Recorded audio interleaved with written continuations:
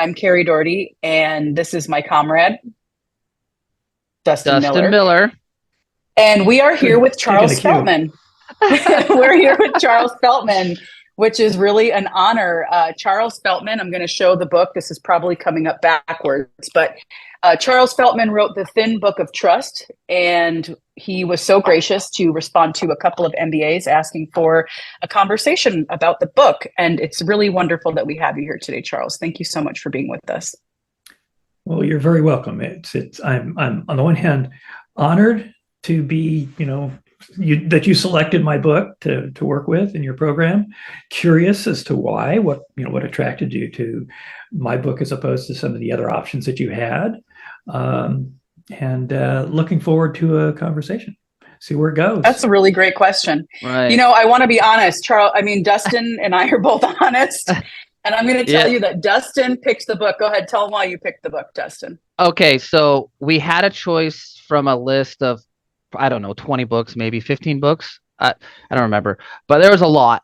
And I was just scrolling through them, and we were kind of under a time crunch, because if you didn't pick the book right away, then somebody else had it, could hop in and take that specific book. So I was just trying to pick one right off the bat that kind of appealed to me. So I seen The Thin Book of Trust, and I'm like, okay, well, we have a lot of coursework in an MBA program, right? Tons of reading. And I was like, okay, that book looks like it might be kind of not that many pages. So I Googled it real quick, how many pages? 84. I'm like, okay, cool. This is going to be my book right here. Yeah. And then I invited Kari along into my group because she was in my accounting class. And so, yeah. Well, we're actually in a cohort right there. together. So Dustin and I are moving through the whole MBA program together, which is fun. But yes, Charles, I wanted to be honest. The Thin Book of Trust was actually very appealing to two MBAs who are steeped in a lot of work. But here's what I want to say. It is a big little book. It's thin. Exactly. It is full of insight, and it's actually very impactful. So I think Hold up. I want to say one more thing. That story right there, I don't want it to be a bad thing, okay? Don't think of it as a bad thing. It's fate. It was fate that brought this book to us, okay? So that's how I look at it. Well, I will tell you that being a thin book, which can be read in an hour and a half, 2 hours, makes it really attractive to a lot of people in the business world who are my target audience. They can sit down on a flight from LA to Chicago or Denver or, all the way across the country, read it and have some insights on trust building when they get to their destination that they can actually put into action. So that's what I hear over and over again is, I'll hear things like, yeah, I read so-and-so's, or I've read the first chapter of so-and-so's book, but that's as far as I got because I just didn't have time. I've read your book. I've read it twice. So I think that's one of the big attractions that book has. Right. And one of the reasons that I'm really glad that my editor kept beating me about the head and shoulders about making it thin.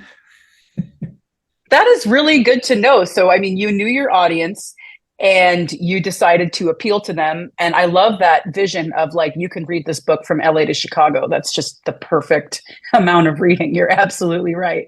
Right. Easy to well organized. So it resonates well.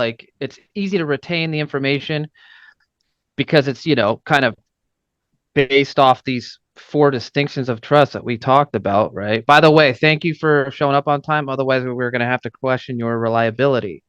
We did. He's like, Dustin That's said, a joke. Are you sure Charles is going to show up? And I said, trust. We have trust. Trust, yes, good. And I'm glad you had trust in me. And there are people who have reason not to have trust in me. Right. Anyway. I want to say, first, I want to kind of just get a little background from you, because I did notice that you have a background in psychology and you have a master's in communication. And how did those, how did your educational background really come together to make you the expert in trust at work? Oh, that's a long story. So first of all, psychology. I got an undergraduate degree in cognitive psychology. Now, if you know anything about that, you know that you can't do anything with cognitive psychology until you have at least a master's and probably a PhD, which meant a lot more school. Mm-hmm. And I was in a position in my life where a lot more school was not an option. So I said, okay, I'm going to just go work for a while. Fortunately, I went to work at the University of Southern California. I worked in the administration there. And about 2 years in, one of my colleagues said, oh, by the way, you can take classes and even get degrees here for free. Wow. And I thought, if you're working here, you can do that. Wow. Right. Who's going to turn that down? So I thought, okay, so psychology. So then I started in their psych program, but that didn't really entice me. And I quickly dropped out of that and then found this thing called organizational communication through the Annenberg School there. And so that's where that came in. And I really loved it, absolutely loved it. And so when I finished the program, I thought, I really ought to go get some real world organizational experience. I'm working at a university, and that's one kind of real world, but I wanted to go join the tech revolution. And so I took a job with a Silicon Valley company and spent about the next 10 years working in that domain, and had a lot of opportunity to build trust with people and also damage trust with people. And I didn't have any kind of guide to what I was doing. So I didn't really, there were sort of obvious things like you don't lie. You show up on time or when you say you're going to, those kinds of things. But I really didn't have much more than those basics that everybody else has. And I was kind of struggling like everybody else to build trust or not. And when I was done with that and started coaching, many years later, I came across this coach training program. Needed to be trained in coaching, right? Anything you do, you need to get some kind of training in it. If you want to be competent, you want people to trust your competence. And in this program, I was exposed to 3 of the 4 distinctions of trust: sincerity, reliability, and competence. And I thought, wow, this is really cool. Here's a way, first of all, that I can think about trust as something besides just either you have it framework. or you don't. Yeah, it's a framework. It was like, right. Either I have somebody's trust or I don't. Either I trust somebody else or I don't. There's like no way to make any better judgments around that. That was actually a major breakthrough for me in the book. I would say that my breakthrough in this book was, I believe that too. You either have trust or you don't. I think you say it right in the book. It's black and white. And your 4 distinctions make it so that trust becomes kind of this multi-layered, tiered experience where you can actually be more pinpointed about trust and, well, what level do I trust or not trust this person or organization? In which of those domains, we can make some choices around that. So then not long after that, after I got done with that program and started coaching full time, I ran into a guy who worked at Cornell University. He was a prof at Cornell who had done this. He actually did. I read a study that he'd written up in Harvard Business Review. Great study, showed essentially that trust affects bottom line profit. Wow. His research was just like, there it is. And I thought, oh, that's really cool. I'll contact him and chat with him because I'm always interested in this topic. There's my coaching clients are themselves often running up against trust issues. And so is it important? Is it really important to trust, for people to trust each other in the workplace and on teams and so on? So maybe I can gain some insight into that. It looks like it. So I contacted this guy, Tony Simons was his name, and got to know him a little bit. And he introduced me to this whole world of academic research around trust, which doesn't really get out into the rest of the world often. And one of the things that I discovered is that the academic folks they kind of pretty much had these three categories or three distinctions plus one more, which was what they call benevolence. You name it, care. I thought benevolence is a big, kind of clunky word that needs explaining. I always get benevolence mixed up with that Disney witch, Maleficent. And so that never works for me, benevolence. But Maleficence, yes. Yeah. So I'm not going to lie. I'm in a master's degree program, but I'm not tracking what malevolence means. You didn't even say it right. They let me into this. They're letting me get my master's degree. Anyways, I assume it means care. So something along the lines of care. Benevolence does. Benevolence and care are pretty close. How I define it in the book is pretty similar, very close to how these academic trust researchers in the fields of psychology, sociology, economics, neuroscience, how they kind of think about trust. That you can think about it in terms of competence. You can think about it in terms of reliability. Think about it in terms of how I define sincerity. That's a word I use, but they use other words. And then care. And so that fourth one really struck a chord with people, my clients, as I would work with them, because really that's the fundamental piece. If you believe that I have your best interests in mind, that I support you, I want the best for you, intend the best for you, you're going to trust me. If you trust that, you're going to probably trust me, even though I may, screw up a few times in terms of delivering on in the reliability domain or in the competence domain. Right. So that's a fundamental piece. And it was I'm really glad that I ran across this with these folks and added it to the framework. So based off what you said, so kind of like what that means to me is like you could be, if you're really, let's say, proficient in one domain, specifically care, you could somewhat lack in others or kind of slack off in others, and potentially someone might not mind. To some extent, that's the case, and that won't last forever.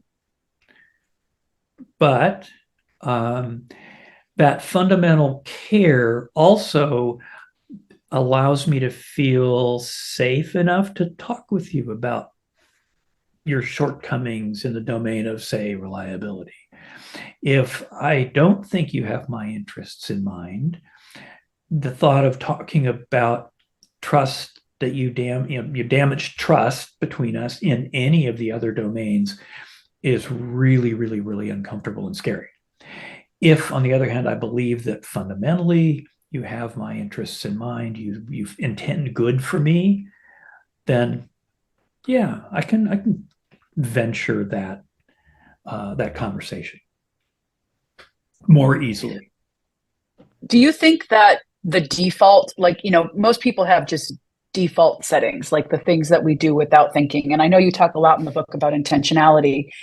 Do you think people's default is to trust until proven otherwise? Like, do you have any kind of assumptions about the way people generally behave without intentionality before they, let's say, come across this book or just be intentional about trust in general? So, well, to answer your question about what I call propensity to trust. So at one end is I extend trust easily.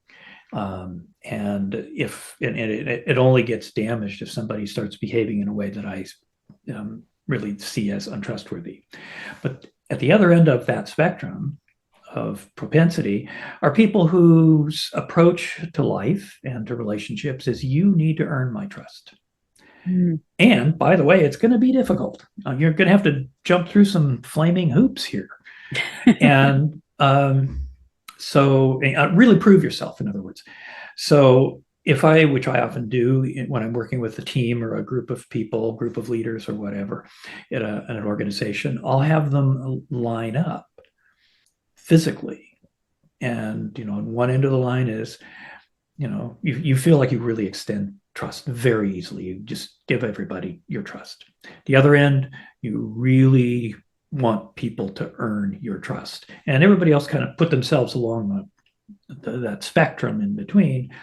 And first of all, it kind of looks like a bell curve. There are a bunch of people bunched up in the middle and then a few people tailing out to the ends.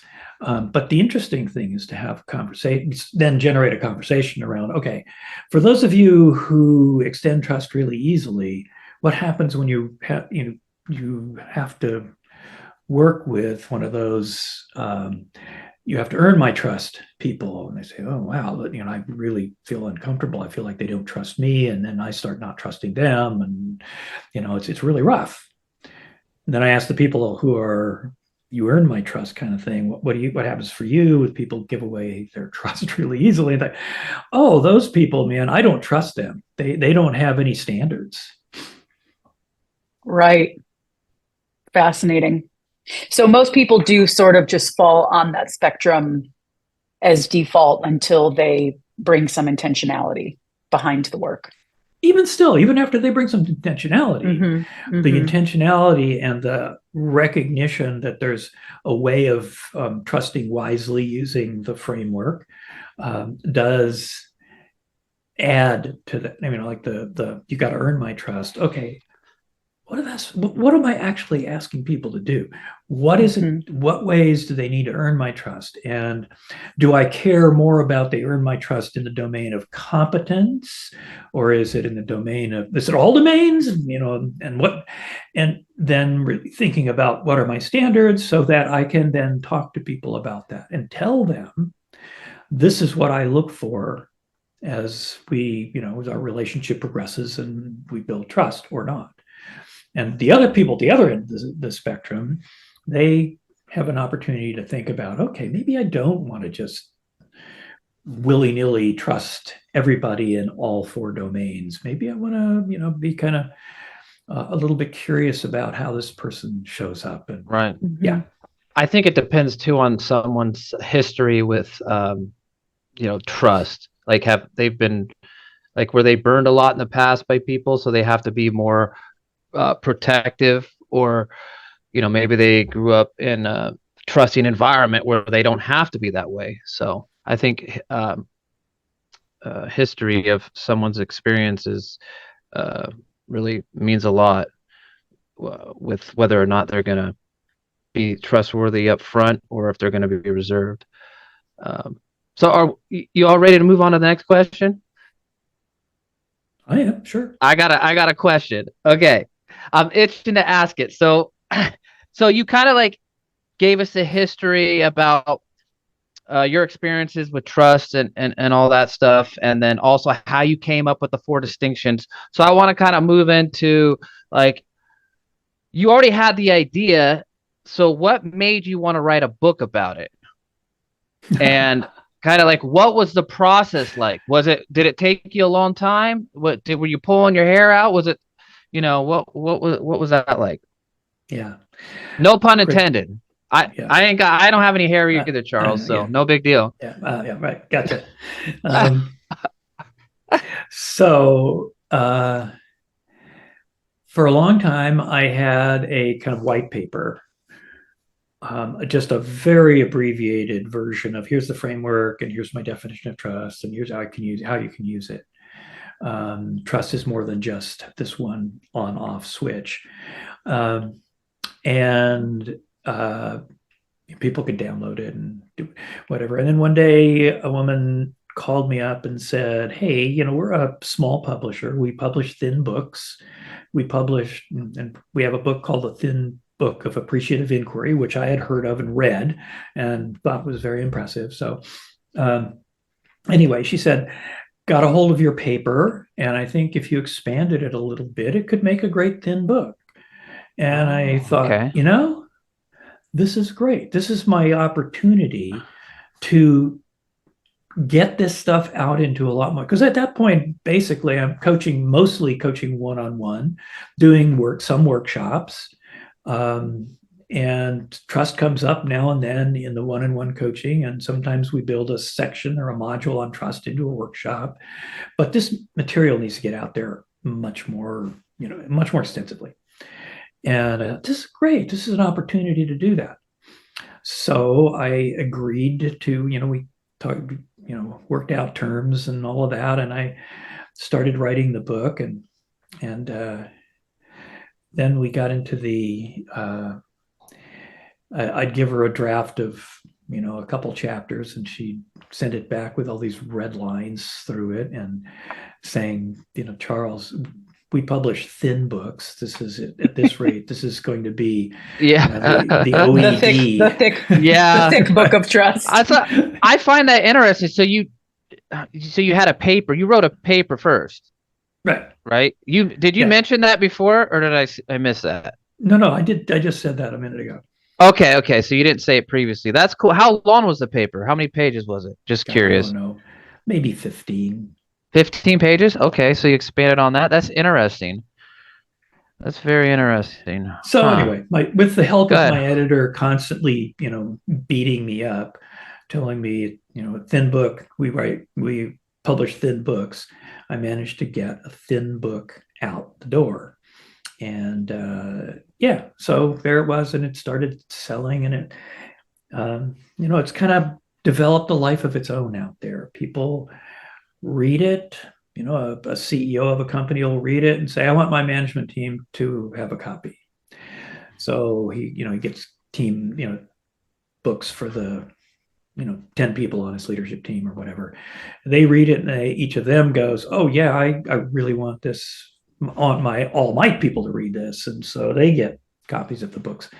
And then somebody moves to another company and brings it in with them and says, hey, we need to get you guys up to speed here. We need to, so now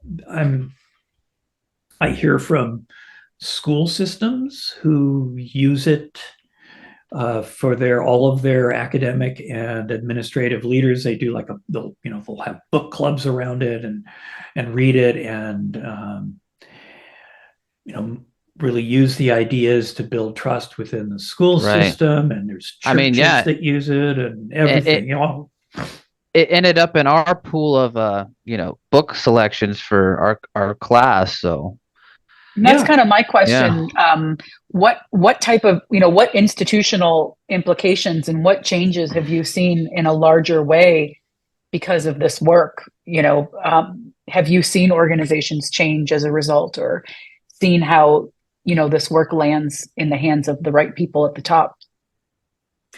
Yes, I have had that privilege a few times. Mostly, there are a lot of coaches and consultants and facilitators who use my book and take it to their clients. And that pool of coaches and facilitators and consultants and HR people and so on keeps growing. And every one of them passes the book on multiple times, many, many times. And I don't know what happens in those situations. But they keep doing it, so I assume that they're finding value in it. But for me, the book has. And by the way, when I say I coach people, it's not all just about trust. I'm an executive coach. I work with them around all kinds of issues that executives and leaders have. One of the issues that they often have is around trust in some way, building trust on their teams, creating a culture of trust, trust one-on-one with certain of their direct reports or their boss or their board or whatever. So we worked there. But where was I going with that? Oh, yeah. But I certainly have worked with leaders who have read the book, and we use it as a kind of way of working with those particular issues. They've taken the book and from that asked me to come and do a workshop, maybe with their team or with the leadership of their company. And in those instances, I have seen where it actually adds value within the company. If the workshop is done well, and there's certain things around that are part of doing that kind of thing. But anyway, so I have seen it add value in some companies, and in other companies I've seen it kind of get, people are so busy and running around like chickens with their heads cut off, as my mother used to say, that they don't actually take the time. They read it and go, wow, this is really good. But it doesn't soak in. It doesn't soak in. They're moving too fast.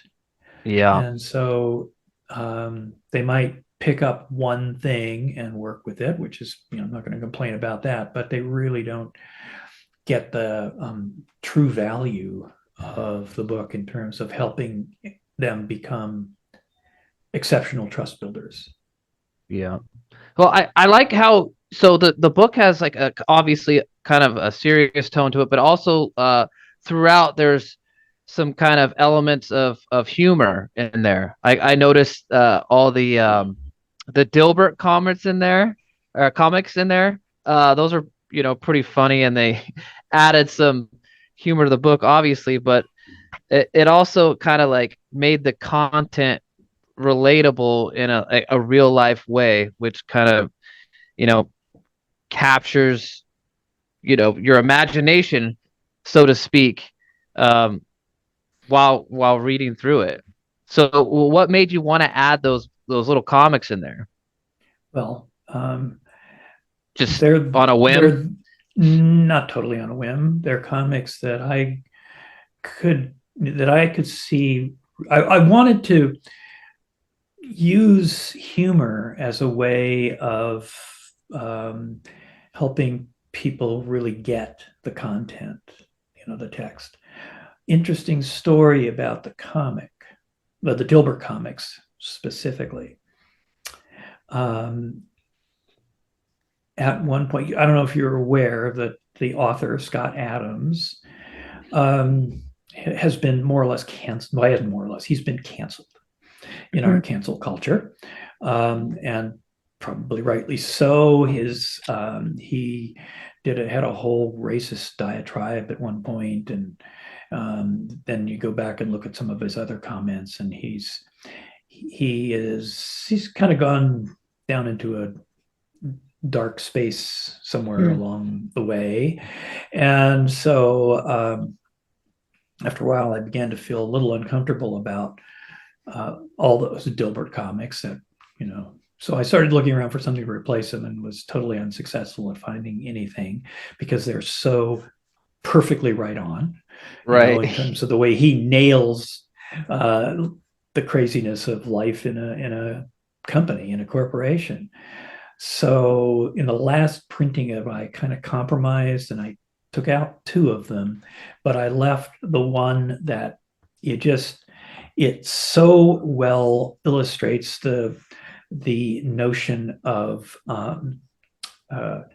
indirect requests, and how they can so easily be missed. So I tell you right now what page that's on. I was just looking. I remember that one, actually. I just can't specifically remember like exactly. I know what you're talking about, though. Yeah, it's on page 38. And, that's where I just flipped to. Yeah. So I kept that one in, and then I kept the Zitz cartoon in too, because it kind of speaks to sincerity in a humorous way. Right. I really liked the the examples of the executives and the leaders and the employees. That helps me learn a lot, because it makes it just relatable. And I'm wondering if all of the examples in the book came from your real life coaching experiences. Yes, the names have been changed to protect Sure. the innocent The and innocent. the guilty. But yeah, they all are versions of. In some cases, some of the people are really an amalgamation of more than one, maybe multiple people. But the situations and the sort of way that what people said and so on. Are pretty close to the actual, because I have, anyway, yeah. So real life stuff. I thought, yeah, it's real life stuff. And that's why people kind of get it. It's not something that I just made up. It's the stuff actually happens on a regular basis. Well, since we are in a business course, I just kind of want to brush against the idea that you mentioned in the book and in talking to you, that trust does have an implication on the bottom line of a company. And I'm wondering if you can just tell us a little bit about that, in terms of, is that something that you see across the board? Organizations that are not built on internal trust also have low profitability, like just what you've seen in your work and in your life. So that's, okay, let me put it in a slightly different context, because I don't so often work with entire companies unless they're kind of smallish companies. But I do work with teams a lot. And teams where there's high trust inevitably are the most successful teams. So on the one end of the spectrum, you have highly successful teams. They're creative, they're productive. They get stuff, productive, that's the definition of productive, is they get stuff done. So let me be redundant here. And they all have fun with each other. They have fun working with each other, which is, in my mind, one of the hallmarks of a high trust team. Low trust teams, on the other hand, work gets duplicated. They're not terribly productive. They miss the mark in many ways. They may alienate their customers, internal and external. The people who work on those teams generally don't enjoy the experience. So there's that. In terms of profitability, though, I think really, I will send you, if you want, I'll send you a reference to Tony Simon's original Harvard Business Review article, in which he sort of spells out the results that he got and how it. I'd love that. Yeah, same here. I'd also like your, if we could get the hold of that paper that you wrote too. I don't even know if I have that anymore, because that'd be neat. He upgraded to a book. Oh, by the way, hey, can we get an autograph, perhaps? Like, here, give it to me. Put it in the chat.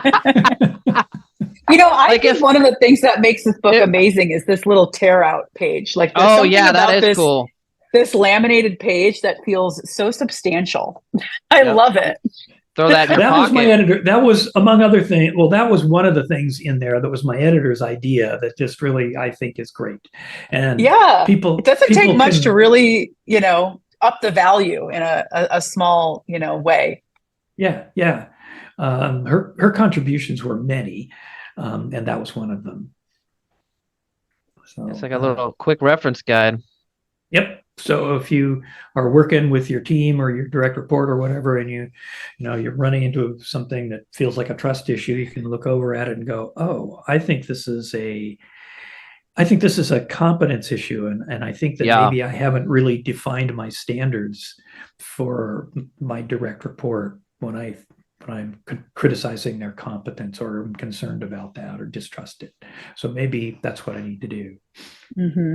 I love that. I do want to point something out here, Charles. I really like towards the back of the book, page 74, there's this section called Practices for High Trust Team Leadership. And basically it's like a step-by-step for team leaders to build trust within their team, which I thought was pretty cool, because I was in the Army, and so I worked my way up through the ranks as a section sergeant, squad leader, platoon sergeant, and I found this to be very useful. I could have used this, and so I thought this to me was the most valuable part of the book here.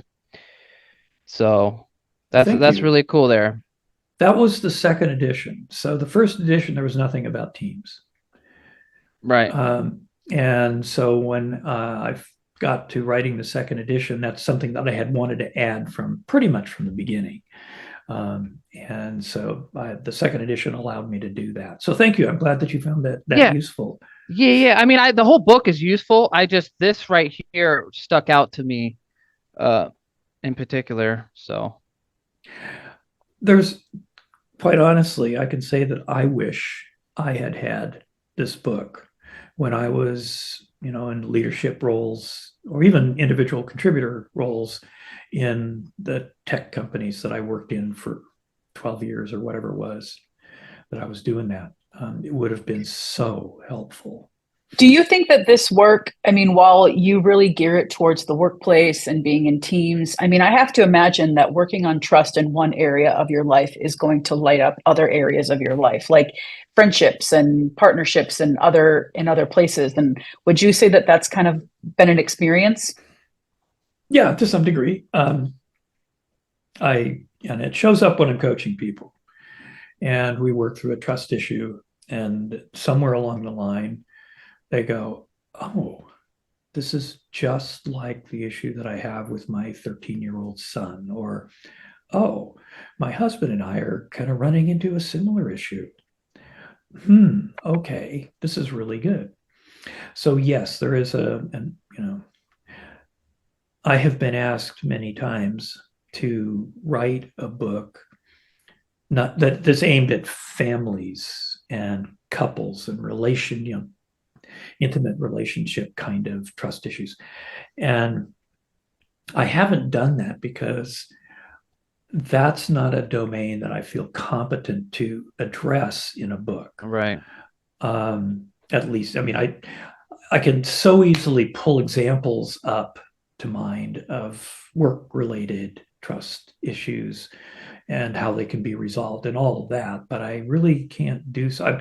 Obviously, I'm married, I have children, I've run into these issues myself, but to say that I could write a book about it is, it's not I don't feel comfortable.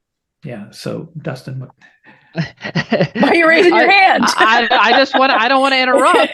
I want to be polite. And I just want to say that I think anybody who just kind of if you read the book, obviously you built it for the work or wrote it for the workplace. But I think if you're aware of the book and you've read it and you use your imagination, you could definitely apply some of the same concepts in the book to your personal life.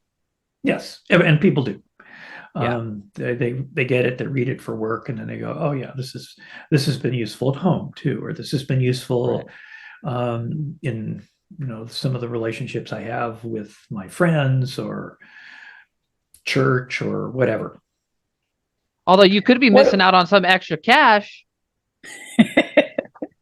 Well, only if I could write a book that people can relate to really well. And so there's where it comes in, having those, hundreds of examples to pull a few from that really, so maybe at some point I get together with a family therapist and we write a book that applies the same framework and so forth, but in that That'd domain. Be cool. That'd be cool. Be your next project.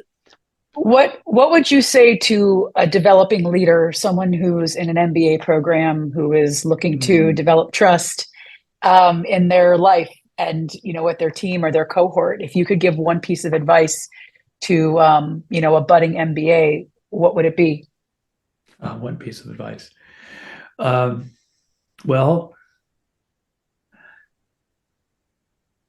I'll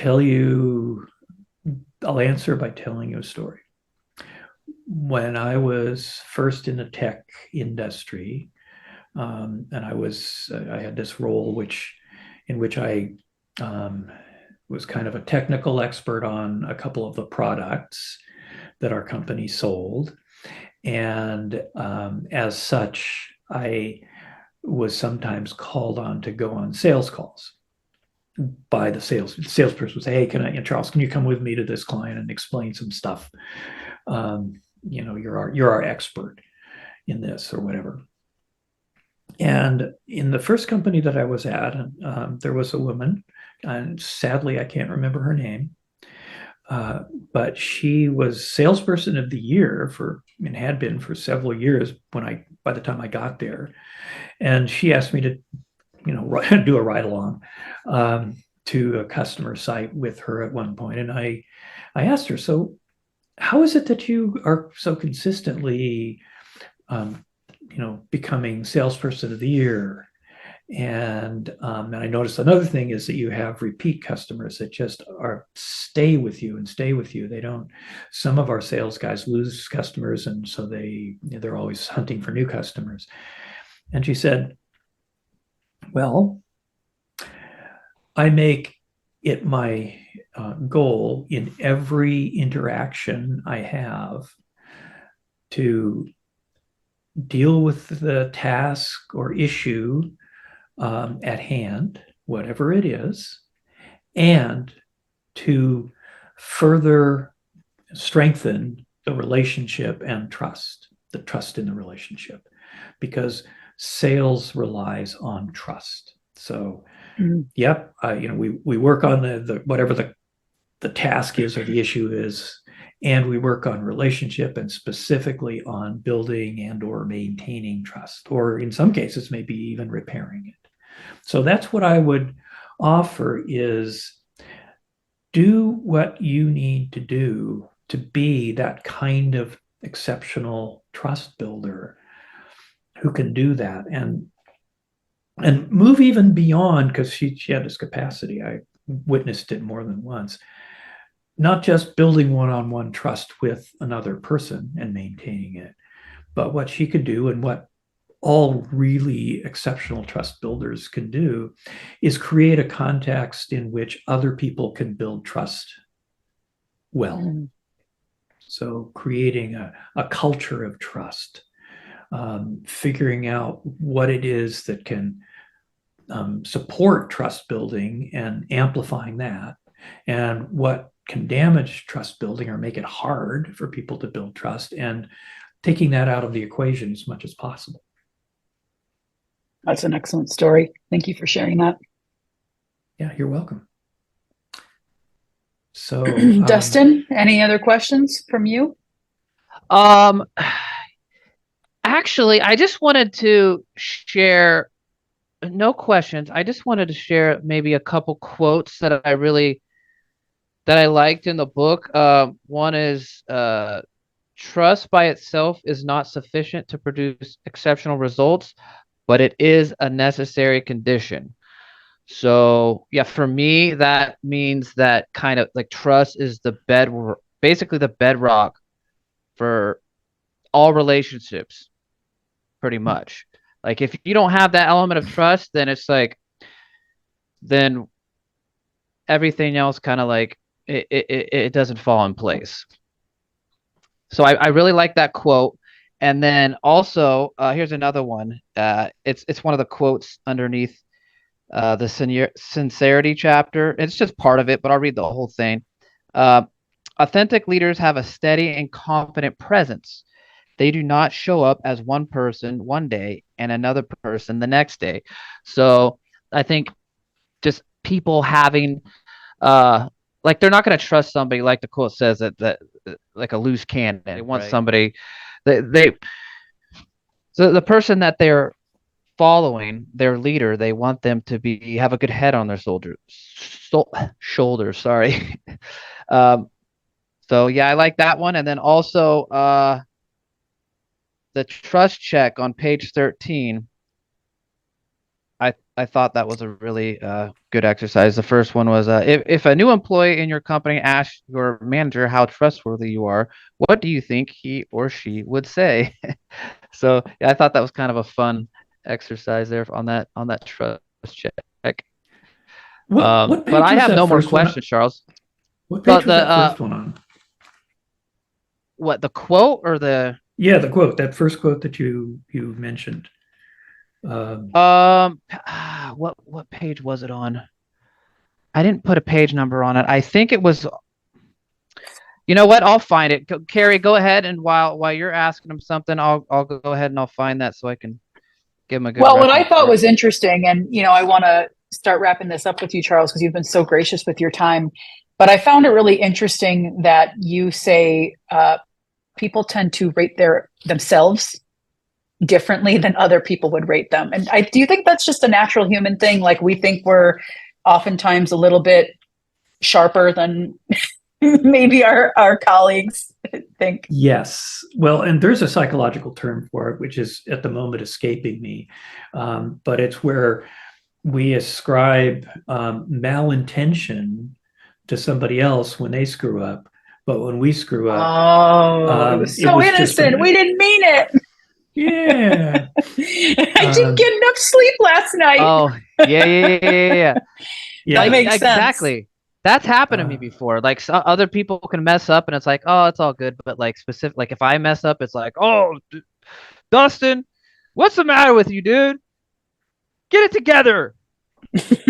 Type, But hey, Charles, I did find that quote. So it's on page 4, about a second paragraph. It's about halfway through that page there. Page 4. Okay. Yeah, page 4. Like, it's not even in any of the chapters. It's okay. in the Now beginning. it's in the second intro to the second edition. Gotcha. Yeah, okay. yeah. No wonder I wasn't finding it easily. Thank you. I appreciate that. Yeah. I want to use that with someone in the near future. Yeah. I forget. You got to help him too, Dustin. That's fantastic. Yeah, that's what I'm here for. Mutual. I often, I will admit that I often forget about my book as a source of material that I can use with my clients. So thank you for reminding me. That's a quick question. Real quick question. Do you ever go back and read it? Like, do you read your own book? I really did. I read it when I had to do the second edition, right? I wanted to go through and change a few things and add a few things and fix a few things that I had after the first one came out. I thought, oh my God, I got to fix that right away. But then, it was a long time before it happened. So yes, I read it then. I read parts of it periodically for, various reasons. But I have not, it's been since I wrote the second edition, I have not gone through the whole book start to finish. And that was 2.5 years ago, 3 years ago. Well, this has been so fun. I have really just appreciated this conversation. And I really feel like getting to meet with you brought this book to life in a whole new way. And thank you so much for responding to my email with such promptness and with such grace. And I really appreciate it. Oh, you're very welcome. I couldn't pass up this opportunity to talk with you guys. Thank you. What you're doing. And I'm honored that you chose my book, even though you chose it mostly because it had the fewest pages. Initially, that's why we chose it, but it's a good thing we chose it that way, because then we would have never found out about it. Like I said, it's good fate. Save, man. It's good save. It's fate, Charles. Thank you for listening to our podcast episode for Executive Perspectives on Leadership. This is Kari Doherty and Dustin Miller interviewing Charles Feltman, author of The Thin Book of Trust. We hope that you enjoyed this episode and hope to see you soon.